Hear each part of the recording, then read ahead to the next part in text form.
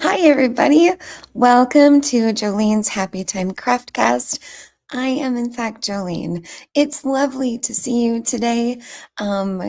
It's beautiful here in Minnesota. I mean, chilly, but beautiful. We have a really special episode of the podcast today. Today's topic is actually Ask Me Anything. And so I'm going to be on the hot seat answering your questions. Crafty questions for sure. But if there is anything else I can help with, I'm always happy to help.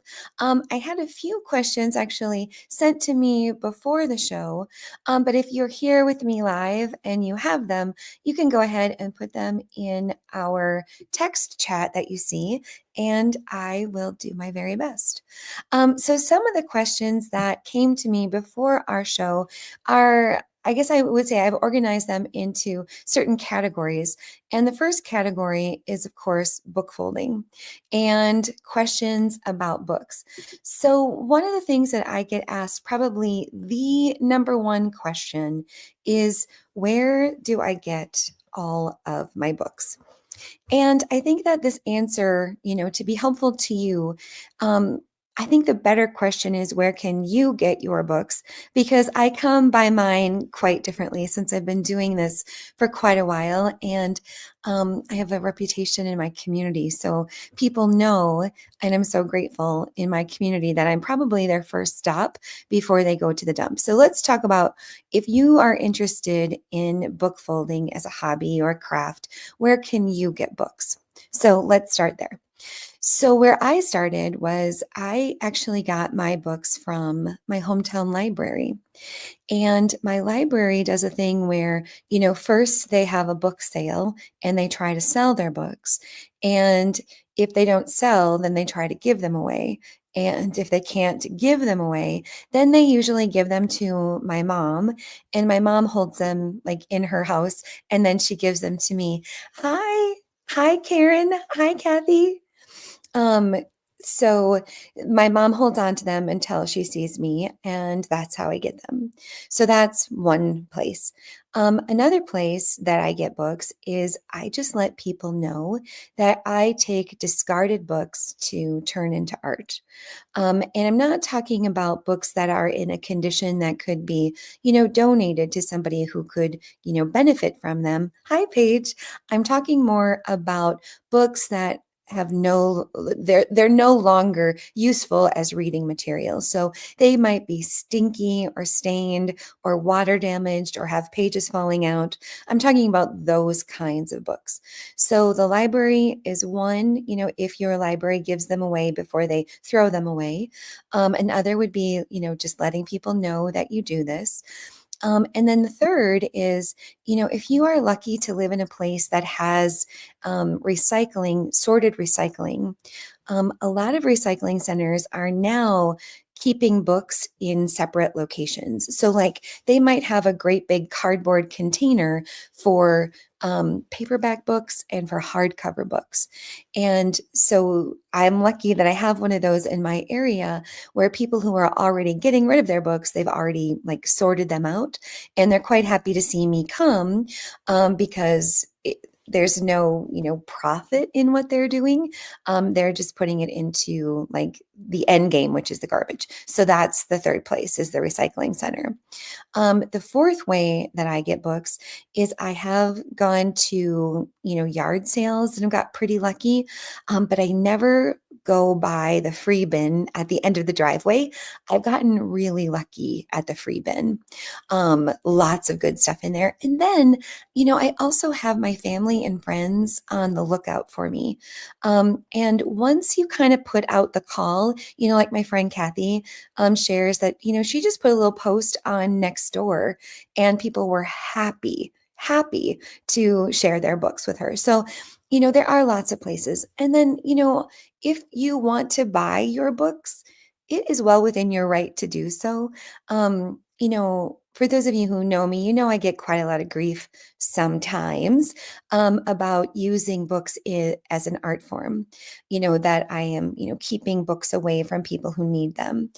And I think if we just think about that logically for a minute, we can't possibly keep every book ever published or made. Like the math just won't math there. So, I don't believe that a stinky book from grandma's basement, donation centers don't want them because they just become their disposal problem. So, I look at it, we are just delaying their inevitable recycling, but they might as well be something awesome on the way.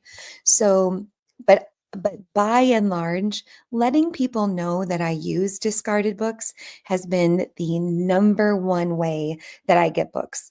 People have been known just to drop them off at my house and set them on the porch, and I'm very grateful for that. So tell people you're interested. You could always thrift store or buy them or curb alert or post to your neighborhood listserv.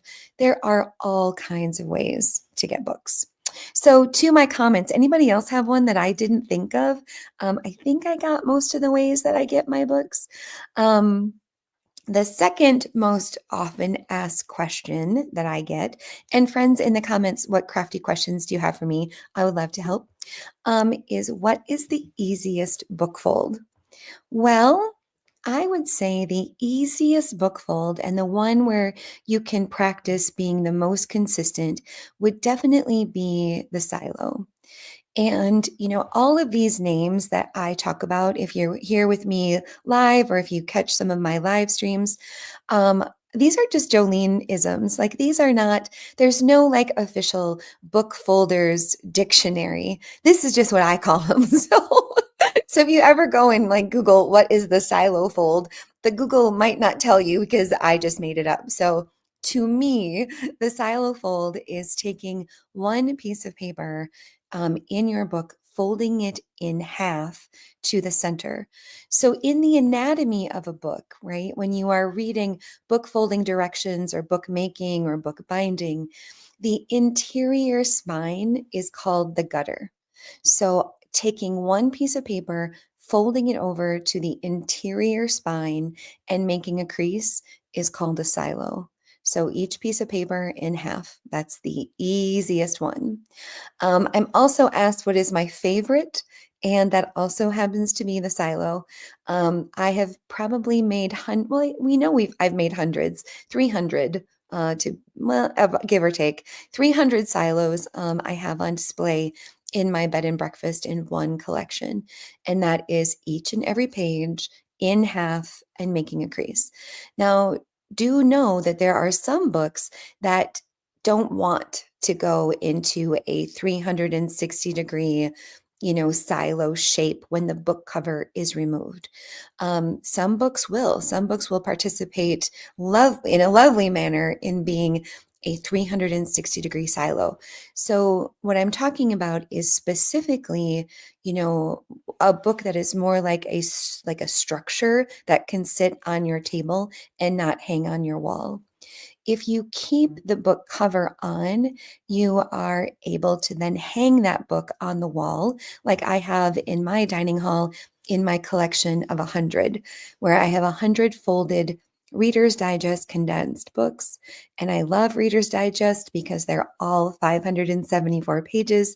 And when doing an installation, the math works out great to put those books into a grid. You can do silos in books that you hang on the wall, and then you can also do silos that might sit on a shelf or be in a collection. For those silos, you need to remove the book cover. You can get an X-Acto knife and, gently remove the cover, or you can just pull the front cover and the back cover together and just rip that thing off. That's typically what I do. So once the cover is removed, if you fold every page in half and make a crease, you're then going to be able to make a three-dimensional silo that can sit on a table or be in a collection. There are some books that will not give you the kind of flexibility that you need in the spine. So if you wanted a three-dimensional silo, you need to make sure that that book will close around and kind of in on itself. Books that don't work are encyclopedias, especially encyclopedias that are glued at the spine and stitched. It's almost like they have like an indentation in the spine, where the book opens and then there's like this really pinched seam. Those don't like to go in circles. So if you want to make a silo, I would stay away from an encyclopedia. A silo you hang on the wall with the book jacket still on, absolutely. But a three-dimensional silo, those don't work very well. So what other questions do you have for me? Oh my gosh, those were good. Those were good. You have to watch me though. I can go on a tangent. So another question, this one probably number two, number three that I get asked the most often is, how do I hang my books? Lots of ways. Let's start first by talking about books where I've kept the hardcover on. Where I've kept the hardcover, the book jacket, right, the front and back, I usually punch a hole in the exterior spine in the book jacket. And I do that with just a 3-hole punch or an awl. It's pretty easy to get in there and make a punch. If you do that, though, you have to reinforce the spine, or reinforce the hole. Because if you think about it, it's just hanging on a nail, and the weight of the book will forever be pulling down on that book jacket, and it's really easy for them to rip. So you want to reinforce the hole that you made with Gorilla Tape or duct tape, something, so that the weight of the book doesn't rip a hole in your spine or your book jacket. That's one way. Another way to do it is you can take florist wire and run the florist wire in between the book jacket and the signatures. So like if you pull the front cover and back cover together, you're going to get a little gap between the jacket and the book. So send some florist wire down that space and then come up through the pages, make a little loop, and then you can hang it on a nail. I really like doing it that way because the book is suspended like in a basket of wire, and it won't tear away from the book jacket. In the first way that I described, where you punch a hole and you hang it on a nail, I've lost probably, I don't know, 6 books in the 100 that I had hanging because the weight just eventually pulls through and the jacket comes away from the book, right? Because there's just too much weight on the structure of the paper.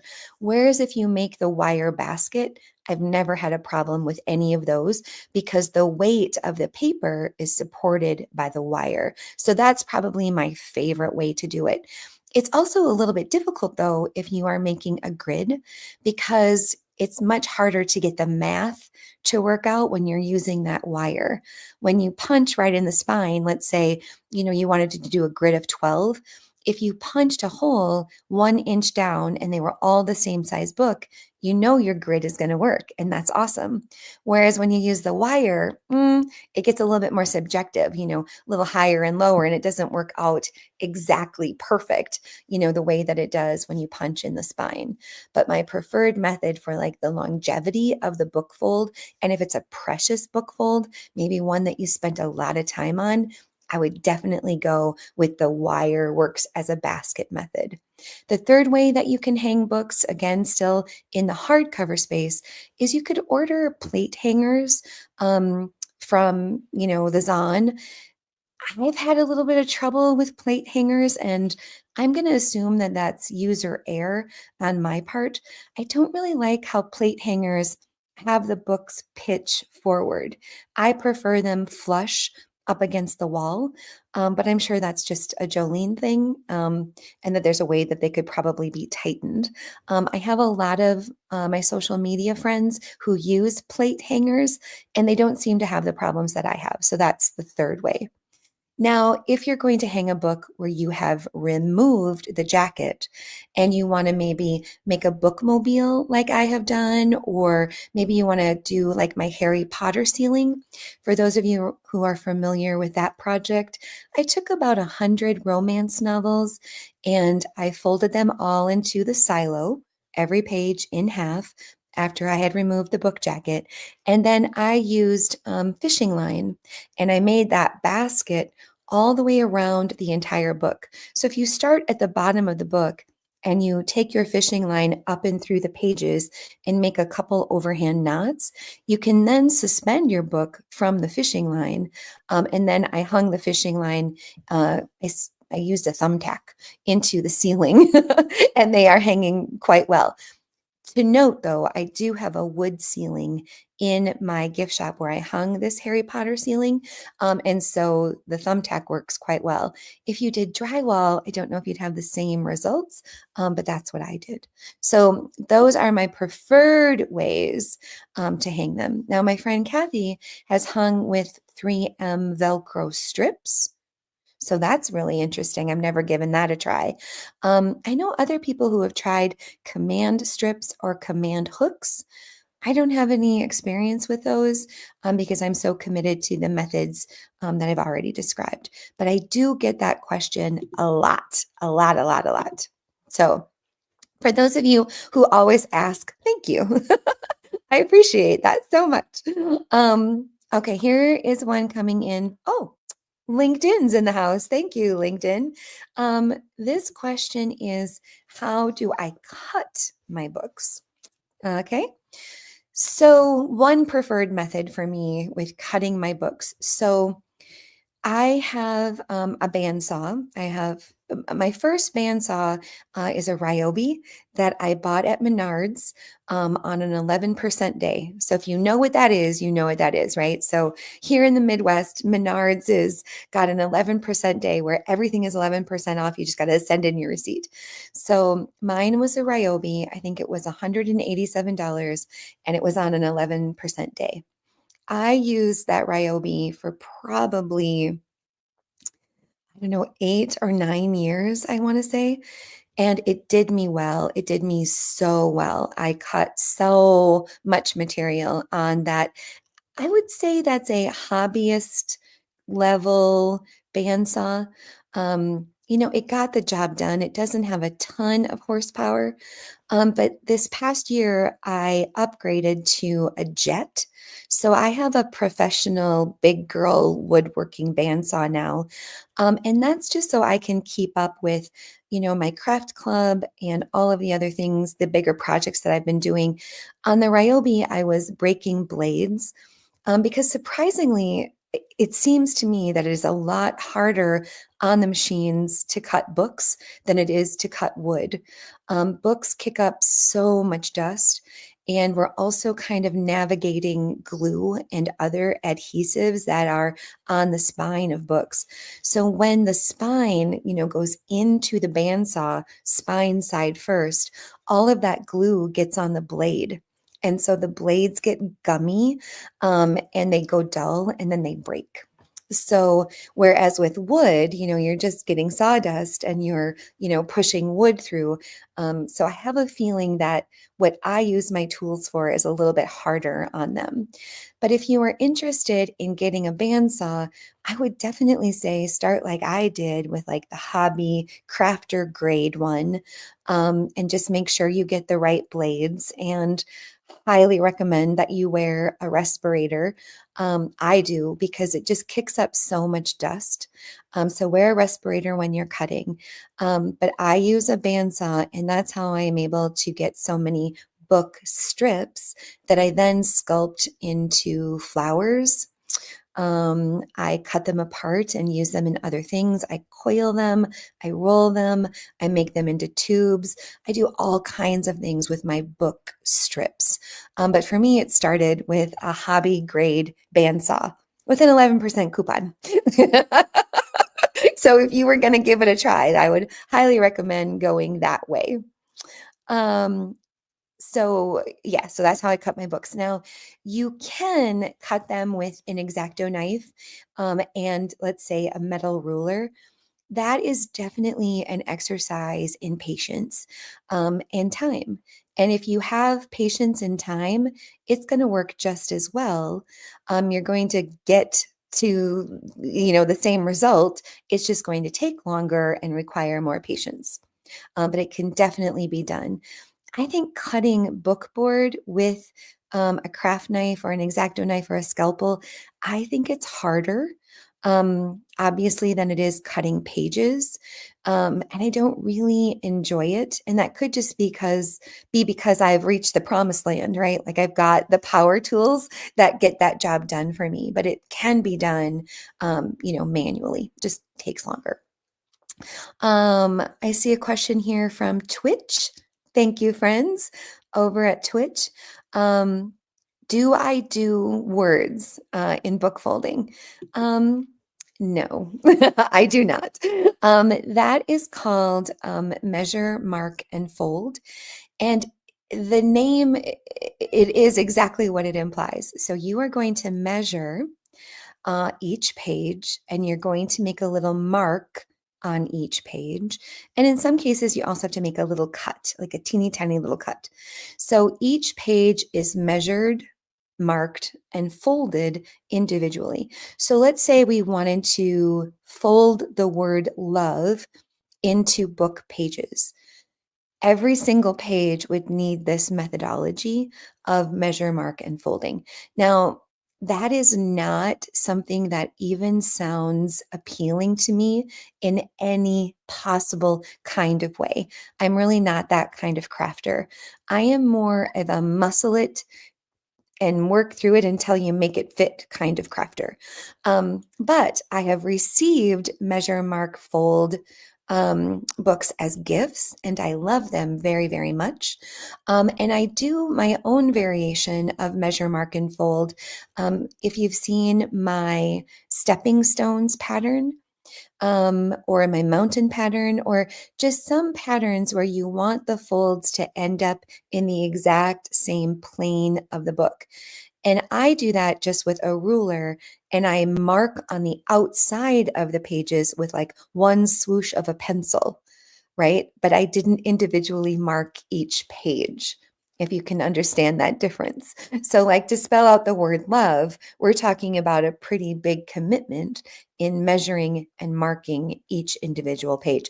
So, when you see a crafter artisan who does words in books, that's a very unique skill set, and that took a long time.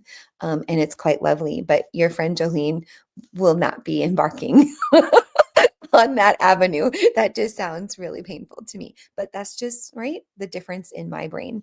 That seems really, really hard. But good question. Very good question. All right. The next question, and please put them, if you're here with me live, pop them into the comments. I see some coming through our various channels, so thank you for that. Here's one that is away from books and just into general crafting, and that is what I think is the best adhesive. Well, let's start with the best wet adhesive, and we'll go from there. So, when working in my projects, I actually prefer to use what I call my homemade brew. And it could be anybody's homemade brew, but this is what I do. I take 1 cup of Elmer's school glue, and it could be any school glue, it doesn't really matter, but 1 cup of school glue, and then I dilute that with half a cup of water. And I just keep it in a little mason jar with an airtight lid. I love homemade brew for several reasons. One, it's cheaper than the Mod Podge. It has a different kind of dwell time than other adhesives. So it dries pretty quick and it doesn't dry sticky. If you've worked with some of the other adhesives, it can be really sticky and really slow to dry. So I prefer homemade brew for most things, especially base layers, or when we're putting on background paper or we're doing something where it's going to eventually be covered up. Homemade brew every single time, love it. After homemade brew, then I gotta say my second favorite is probably matte medium. And I love matte medium because it doesn't get your surfaces as wet. And so there's never any shine or it's never sticky.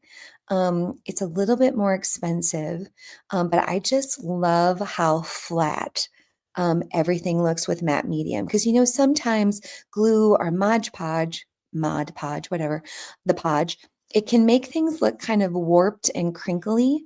And that's just because it's wetter than matte medium. So I also really, really like matte medium.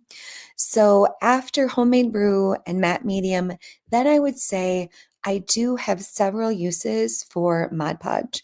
I like using Mod Podge with fabric because, again, the dwell time is longer, takes longer to dry.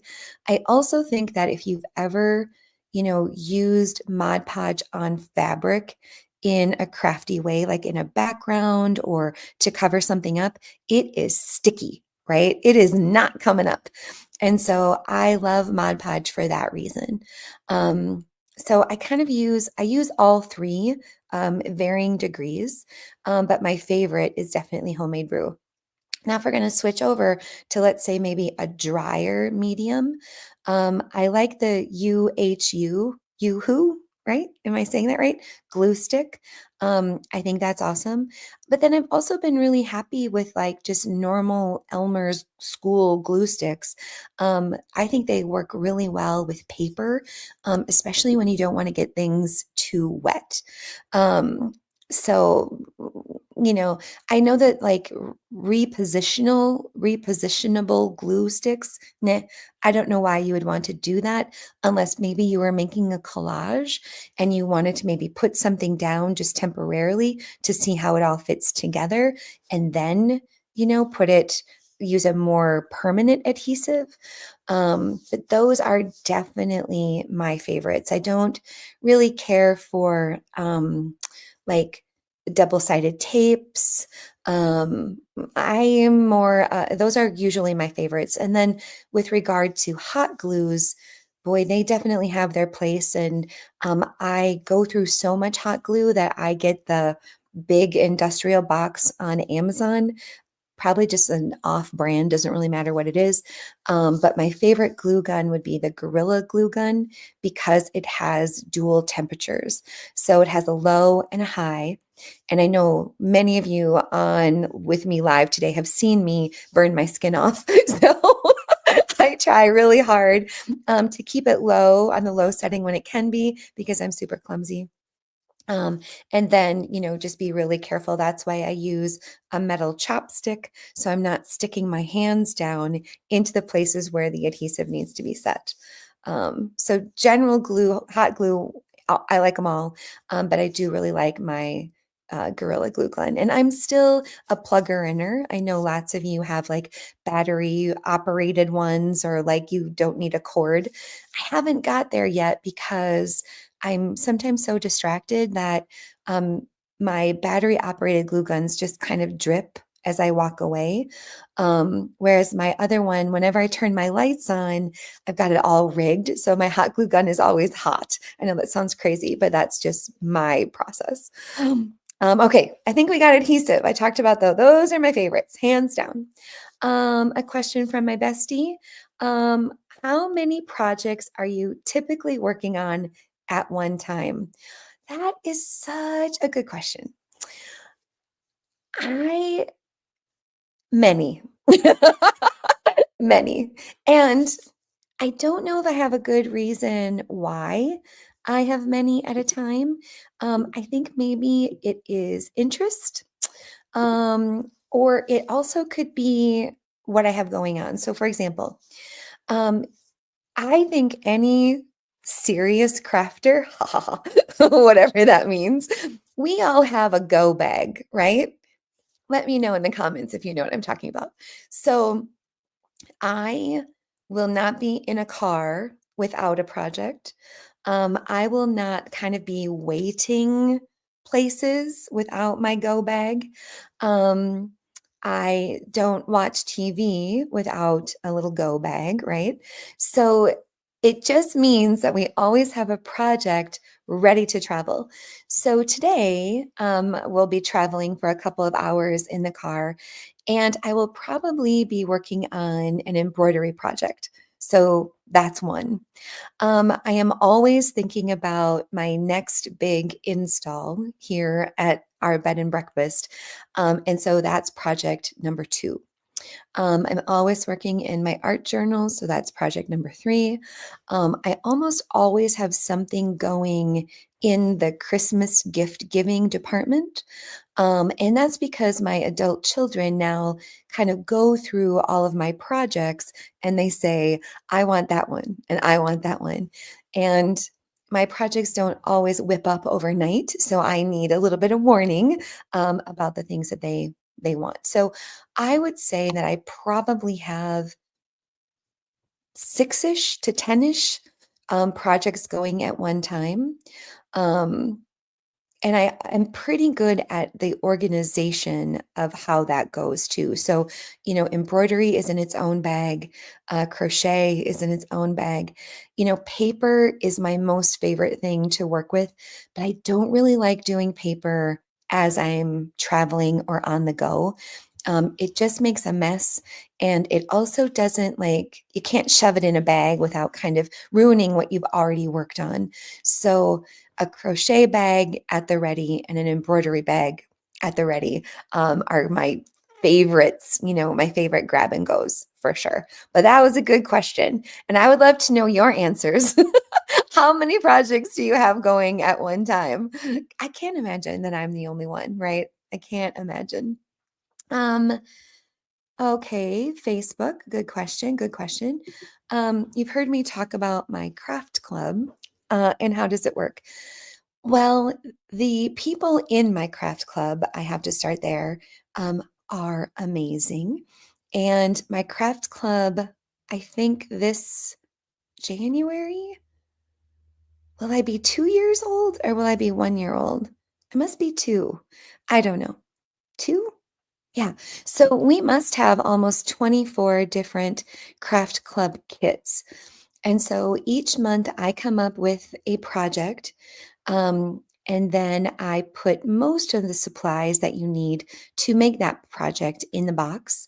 I send it out to all my members. And then once a month, we get together here live and we make the project in the box. And so we have done my mom's, we have done journals, we have done some embroidery. This month, when my members get this month's kit, they're probably going to ask me if I've completely lost my mind. Um, it was one of those cases where I Jolenied it, meaning I oversimplified a pretty big, not necessarily problem, but okay, so I thought it would be fun to have a box of ornaments. And it's definitely fun. But putting together the kits took both Darren and I from 9 a.m. until 2 a.m. And and there's so many pieces in this box that when my club members open it, they're probably going to be like, too much. So it's definitely a good value here this month because there's so many little projects in the box. But that's how it works. And then, so when the next month comes, you get a little email. And if you don't like what we're making, you just hit the skip button and then you pick up the next month. So it works great. And I have to say, I'm super proud of my craft club because my members have become friends, and I definitely look forward to Craft Club Night, which is the third Tuesday of the month.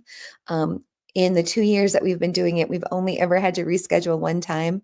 And I can't remember what that was. Maybe somebody had fallen ill, like me or someone in my family. But it's definitely it's happening the third Tuesday of the month. So more information is, on our website, and I'll put it in the show notes and all of that. But it's just so fun. Um, here in our comments, we've got people saying, Mike says, I just retired and like to stay busy. You know, that question comes up for me a lot, which is, how do I find the time to make the projects that I make? And it just actually occurred to me today that I have been a crafty person my whole life, but particularly more able to be crafty since I became an empty nester.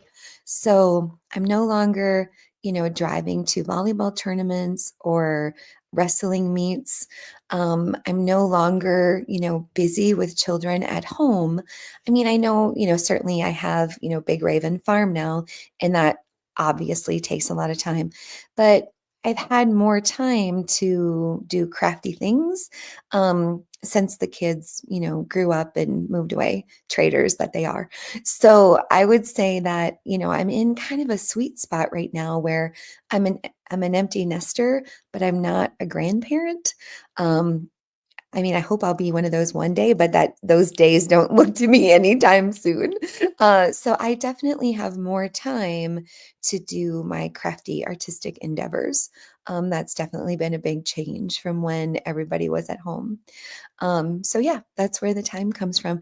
That and, you know, I am thrilled that my business, now has a crafty component. Big Raven Art with my my craft club and my art kits and the retreats that I host is like a really big part of what we do. So I'm just so lucky I have like the best job in the world that I get to welcome people to my home, and they come to my home to do yoga and make crafts. It's a pretty sweet gig. Pretty sweet gig, I have to say. So thank you for that question. Another one that I see here coming in from Purple. Purple must be Twitch. Hello, friends from Twitch. And this question is about our retreats. Okay, I'm happy to talk about our retreats. So, retreats here at Big Raven Farm, we just wrapped, and it was an amazing season. We had 24 retreats in 2024 that ranged from cooking to yoga we even had a wedding retreat that I would love to tell you about, um, to make your own projects. Did I say cooking? And cooking. So typically people come in on, well, always, they come in on Thursday and they leave on Sunday. And you know, it's very, you'll have to read our Google reviews, honestly, to hear what it's like from the perspective of someone who's been here and done it. I think that's one way to kind of get a feel for what it's like. But it's a very communal family type atmosphere, meaning, Darren and I host, but it's not like we come out to tables and say, can I get you more coffee, ma'am? It's not like that. We sit down at the table with our guests and we eat with them. So we dine with our guests. I usually lead the programming. Darren is an amazing chef. Our dog Augie is always in the mix. So it's very comfortable and homey. And I think that we've learned that if you eat well and if you sleep well, you are probably 75% of the way there of having an amazing experience. If we can take care of your base level Maslowian needs, the rest of it kind of falls into place. So, with a good sleep and good food, we're pretty much making sure you've had a wonderful experience. But as far as like the art goes, so this past year, I did two art journaling retreats, and then the rest were pick your own projects. So if you come to a pick your own project, what that means is you would pick from a list of my completed projects. And I think there are about 40 things on the list to choose from. And you tell me before you come which projects you're going to make, and then we'll make sure you have the right materials. I usually supply everything unless it's going to be like in a frame. So let's say you're going to do sculpted flowers. I'll make the book strips for you, but you would need to provide the frame because one, what's your taste? What do you like? Are you contemporary? Are you ornate? How big is it to fit in your house? Those kinds of things. So you typically need to bring your own frames, but everything else we pretty much have. Or if you're going to do a yarn project or a larger macrame project, we would have you bring your own materials for that. But then we do Friday and Saturday, we're pretty much crafting like the whole time. But we do take breaks for yoga and meals. And if you want to check out our cute little village of Spring Grove, people are welcomed and encouraged to do that as well. But for the most part, it is you working on the projects that you've selected, and I am there to get you going. So, Mike, is it only for the ladies? No, it's not. We counted it up recently, and we've had over 1,000 guests since we've been Big Raven Farm, and in that time, we've had 3 men. And though that was at a cooking retreat, and then the other 2 were at yoga retreats. So no, it's not just for women. I think that, more women than men are drawn to what we're doing, but no, not just for women. That's a good question, though. Thank you for asking. So the other thing that you can expect from our retreats is um, the I like what we strive for in our brand, I would say, is that we are committed to taking care of you. So we want to make sure that you feel taken care of in um, what you eat, what you do, the way that you're seen. Um, I would say that it's a pretty awesome experience. Um, and I'm really proud of the work that we're doing in that space. I think that, Darren and I, we certainly found our stride in 2024. Um, it was great. It was a really great season. And now that it's over, I think we're both looking at each other like, how in the world did we do that? And not so much that there were 24, but it was just the end of the season uh was it 9 in a row without a break? I think something like that. So every weekend, Thursday through Sunday, we've been busy with that, which is one of the reasons why, if you follow me on social media, you haven't seen much of me. And that's because I've been taking care of our guests. And, I tried to make it work. I tried to do my social media things as well as taking care of my guests, but uh, something just had to be the give. And so I made a conscious decision to be guest centric until that season is over. And now that it's over, I can get back to doing my social media stuff. So hopefully people will welcome me back and not be like, where have you been? But that's a very good question. Here is a question from LinkedIn. Thank you, LinkedIn. The question is, what retreats are planned for 2025? Good question. So in 2025, other than, other yoga teachers who host their retreats at Big Raven Farm, um, the Big Raven Farm sponsored retreats so far are we have 3 cooking retreats. We are doing resin. We are doing eco books and cyanotype making. We are doing pick your own projects. We are hosting 2 yoga retreats, just yoga, with a little bit of art, but not art with a little bit of yoga. Those will be flipped. We are doing a tarot retreat. We are doing 3 art journaling retreats. We are doing a retreat for healthcare workers that I'm very excited about. And what am I missing? Oh, did I say the crochet retreat? We're working on a crochet retreat. So, Karen, is Big Raven Farm just retreats or can people come for getaways? Karen, that is a great question. People can come for getaways. It's just hard to find dates where we don't have a retreat. So the best way to do that is to either call me or email me. You could always look on Airbnb. We're there as well. And we block off our Airbnb when we have retreats. So weekend stays are tricky because of all of the retreating that we're doing, but it is not impossible. And we also have, let's see, I want to say we have five yoga retreats that are not sponsored by us. So what I mean is other yoga teachers are bringing their retreats to Big Raven Farm. And when that happens, I transition from being the programmer to helping in the kitchen. And Darren and I work together on those. So we're still working on sales pages, and just a few of the things that I've mentioned are listed on our retreats page.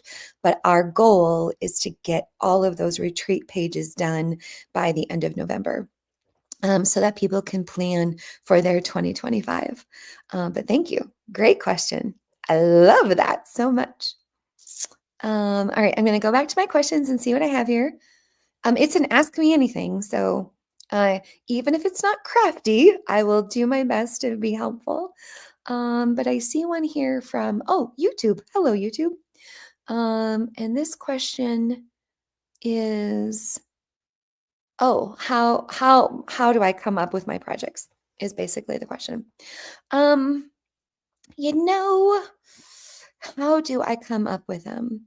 I would say I certainly find inspiration from other things that I've seen, or I also find inspiration in playfulness. And what I mean is, I had been thinking about, I use bookboard in lots of different ways. I've cut bookboard and made it into tile. I've covered books with bookboard. I've made wall hangings with bookboard. I love, love, love, love, love bookboard and all the different things I can do with it. So I had been thinking about using bookboard, but in circles. And so I tried cutting circles on my scroll saw, and it worked. I first had to, draw out a pattern and then cut it on my scroll saw. And it worked, but it wasn't like as perfect of a circle as I wanted it to be. And so I was goofing around at Menards, and I saw all of these circle drill press templates, basically. And I was like, well, now that's interesting. So I bought a drill press, and then I think I now have 8 different drill press hole templates. If you're following along, good job. Thank you. Basically, what I have is I have 7 different discs that will cut perfect circles using my drill press. So my new passion has been making things from these bookboard circles, because I was on rectangles and squares for a while, and now I'm on circles. And so making wall hangings out of these circles, where the circles are, put on your substrate at various heights. Very cool. I've been thinking about a way to maybe attach the circles to each other with jump ring, almost in like a cascading, like beaded curtain kind of way. But I would want my cascading beaded curtain made of bookboard to be double-sided, because I don't want to see the ugly back. So it's just, I guess, how I come up with it is, the playfulness of thinking of more and more ways to use the same material, right? So now that I have this drill press and I have these bookboard circles and I've done wall hangings, like, what else can I make now, right? Like, I'm thinking about Christmas garland. I've been thinking about, the hanging down beaded idea I just told you about. But it's like, what else can we make from bookboard circles? And I get kind of obsessed about those things until I can figure it out. So if you have ideas for circles, you should let me know, and then I'll make it. But that's kind of where it comes from. It comes from, just having the opportunity to be creative. And, I've said it before and I'll say it again. I think that creativity is a muscle, don't you? Like, I think that the more you practice being creative, the more creative you are. So for me, I get stuck too, and I don't know what's next. And so playing with my tools and experimenting, and just testing it out, that's when some of my best ideas come to me. Um, and so I think that, if you ever have that feeling where you're like, I'm just not creative, Well, maybe you're not creative in that moment, but it certainly doesn't mean that you're not creative ever. It just means that you need to stretch that muscle and you need to practice. Kind of like cooking, right? Like it's so funny, but in our family, I used to be the cook.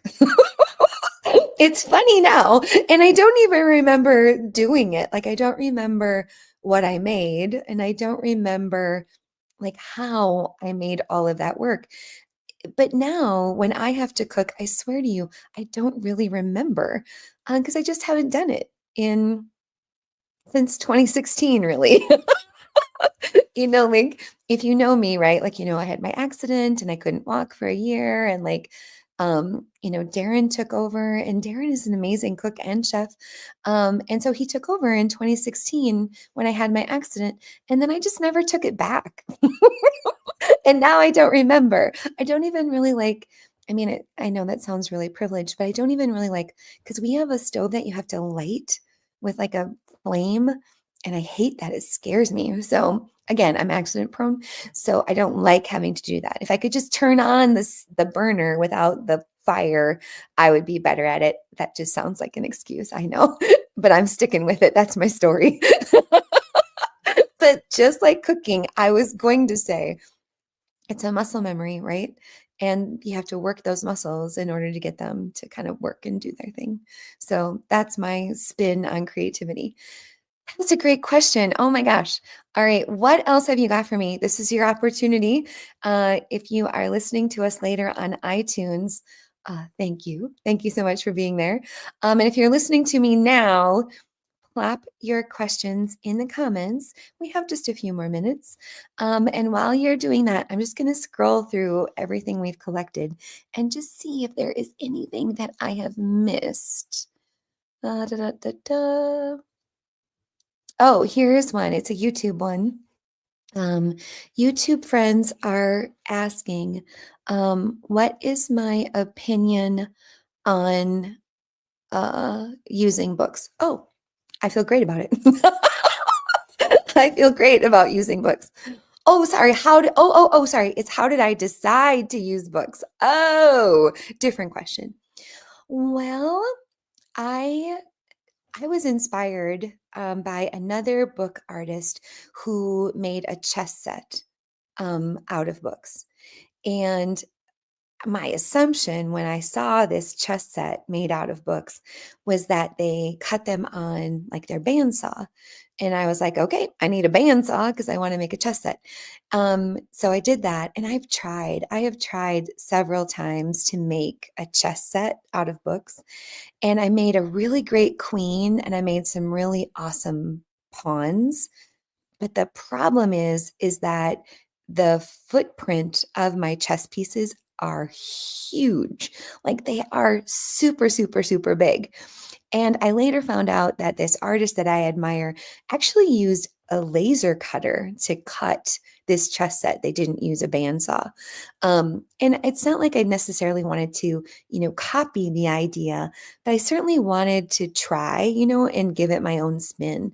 And now that I've tried, it's like, where in the world would I store this chess set made of books and would we use it? And anyway, so that's how it all started for me was the inspiration from another artist who made a chess set. But some of the things that I would like to try is, I haven't done it so much on my social media channels, but I would really like to try. It's a take on the exploding book. And so my vision, and I don't know how I'm going to get it to work, is but I would like to wrap. So, okay, so first, the book needs to be cut into teeny tiny little strips while it's still attached in the spine. And then I want to take those teeny tiny strips and coil and wrap them in some kind of way so that the book almost looks like a porcupine, like it's coming out in every direction, but still attached at the interior spine. So my hunch is I'm going to have to cut these teeny tiny little strips, probably with a scalpel, and then probably get them wet. And then I have to figure out how I wrap them so I don't lose the connection at the spine. So that has been on my mind for a while. And it's just going to take a little bit of testing. But I've done other coils like around a chopstick and they, stick out. But I want to try skinny, like super skinny, so it looks like a porcupine. So that is on my make it list. I just have to play around and figure it out. So some more things in the exploded book category. I also saw an artist who folded a book while still in the spine, and they folded it like the way you would fold a starburst wrapper. Does anybody know what I'm talking about? You know how you make those interlocking chains with your starburst wrappers or your gum wrappers? Well, I saw another artist do this, but the chain started at the interior spine of the book. And so the whole book was made up of these chains that were, together in a spine. I mean, I I don't know how they did it, but I love this concept of the starburst wrapper, gum wrapper thing chain in a book. So that's on my make it list too, is to figure out something similar. Because I think just like the architecture of those folded pieces of paper, and I love putsy. If you know me, you know I love a good fiddly. The fiddly nature of that, oh, just sounds amazing. So that's the next one I'm working on. I don't know, remember what that question was, but there's the answer. Oh, hey, Barb, I owe you an answer. All right. Well, oh my gosh, can you believe an hour of time has gone by? That's crazy. Well, let me tell you before we say goodbye what you can expect on the next Happy Time Craftcast. I am super, super, super, super excited about our next guest. Her name is Rebecca Mojica, and Rebecca is a chain mail artist, and she makes inclusive LGBTQ IA plus jewelry. She is the creative force behind the Blue Buddha Boutique, where she inspires crafters of all levels with in-depth tutorials and custom color kits. Um, and I cannot wait. I have a few chainmail pieces actually that Darren made for me, and they are some of my most favorite things. I think chainmail is so cool. In fact, I have a story about my son Jack, if you will, just what's that word? Uh, Forgive me. What I don't know what I'm trying to say. I'm just going to tell you this story. Indulgence. Indulge me. That's the word I'm looking for. Um, we took Jack to a Renaissance festival. I mean, many times, but this particular time, he was little. He was maybe six or seven. And our son Jack has always loved swords and knights and armor. And his sword collection when he was a kid was just absolutely crazy. But anyway, so he's at the Renaissance Festival, and there is a woman like sitting up almost like in a perch, right? Like she was up high in a stand, and she was making chainmail as she was kind of watching over the whole Renaissance Festival. And Jack was just enamored, and he stood below her and he looked up at her. And I swear to God, my 6-year-old kid looked up at this woman making chainmail jewelry, and he just went, "Oh, you are so beautiful." And he just like absolutely loved her and loved what she was doing. And then he was like, "Oh, are you a princess?" It was like the cutest thing I've ever seen in my whole life. So I have a special place in my heart for chainmail jewelry because of that experience with Jack. It was just so cute. I couldn't stand it. But anyway, so Rebecca will be here on the next episode, which is the 20th. And if you can believe that, that's already next week. It'll be noon central if you want to catch us live. Everything that I talked about today, I will make sure that we link in our show notes. Thank you so much for the idea of doing an Ask Me Anything. We'll do it again at another time in the future. It was really fun. I wasn't sure I'd be able to chat for an hour by myself, but look what I was able to do. Anyway, thank you so much for being here. Thanks for listening and for being here live. We'll see you on the next Happy Time Craftcast. Bye, everybody.